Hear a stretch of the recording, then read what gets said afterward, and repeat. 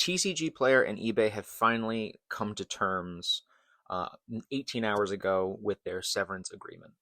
For those who don't know, eBay announced that they were shutting down the TCGPlayer Syracuse facility, which is TCGPlayer. It's not just some facility. It was the headquarters of the company until eBay purchased TCGPlayer last year. So with that, the TCGPlayer employees wanted to make sure that they were getting something in the end. So 18 hours ago, TCG Union, combined with the Communication Workers of America Union, the union for the TCGPlayer employees, announced these benefits for the severance package.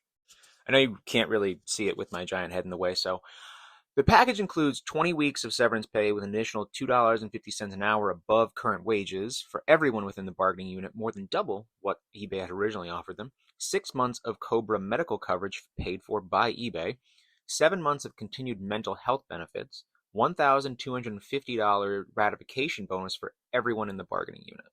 Now, this is for the severance package. Like I said at the beginning of this video, eBay is still shutting down TCGPlayer.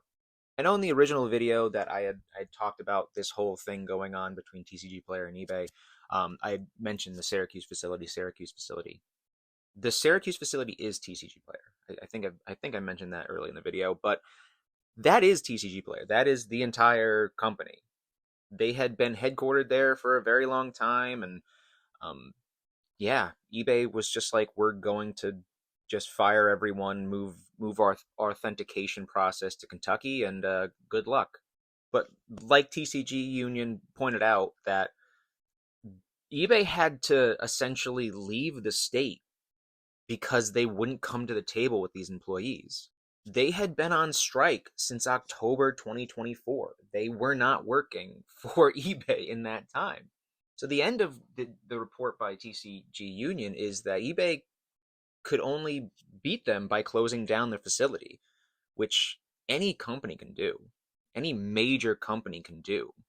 So in a time of unchecked power, especially in Pokemon cards and TCG and the collectible world as a whole, it's more imperative that employees working for these giant corporations have rights, have these basic rights and respect and dignity in a time where there just isn't any.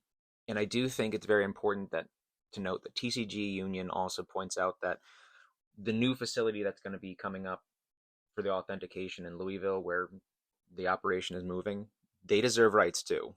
So they made it a very clear point that this is a continued fight.